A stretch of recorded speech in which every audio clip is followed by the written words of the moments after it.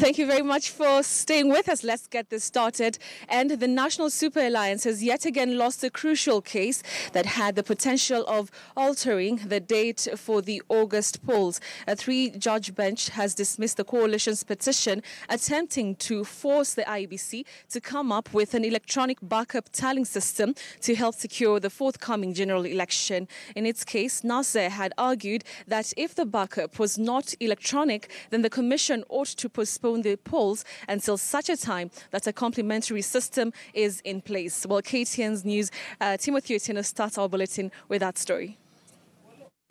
Is a support. It would be the turn of Judges Hedwig Ongudi, George Kimondo and Alfred Mabea to add their voice to the latest legal battle between the Independent Electoral and Boundaries Commission and the National Super Alliance. Section 55 is very clear that this time, a legal suit filed by the opposition against the country's electoral body was seeking to ensure an electronic backup system for tallying of elections results is put in place before August the 8th. But the court threw away the case, instead giving the IEBC a thumbs up to proceed with the elections with a manual backup system. This court has to consider the impact or consequences if a conclusive electronic system fails.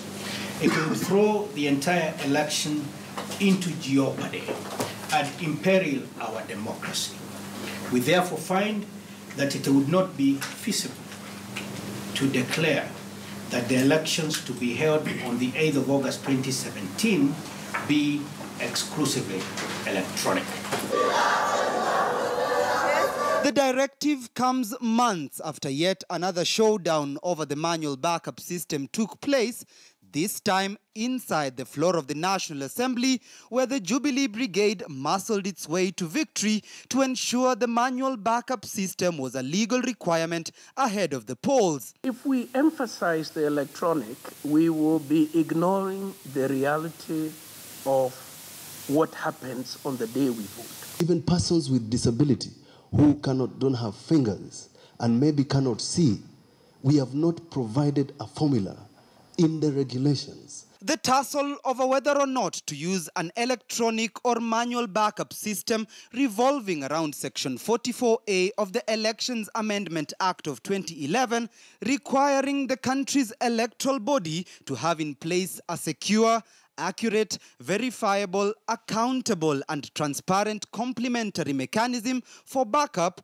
in case the KIMS system fails. We have found that technology can be susceptible, and from those jurisdictions, it is agreed that it can be attacked by hackers, software bugs, badly trained frost workers, or power outages, which could intentionally or accidentally erase or alter voting data captured by the machines, leading to failure. But NASA, led by its lawyers Ben Sihanya, Paul Mwangi and James Orengo, are hoping to fight the ruling at the appellate court. it's our prayer that it be provided today to enable us to compile this appeal over the weekend. Yes. And hopefully file it on Monday. Yes. The Independent Electoral and Boundaries Commission, which has welcomed the ruling with much relief, has insisted that putting up an electronic manual backup system could cost nearly 40 billion shillings and requires by law a 60-day window period prior to the elections for it to be set up. NASA's legal defeat comes barely a day after the Court of Appeal overturned a High Court judgment that had stopped Dubai-based Al Ghurair from printing presidential ballots. Timothy Otieno, KTN News.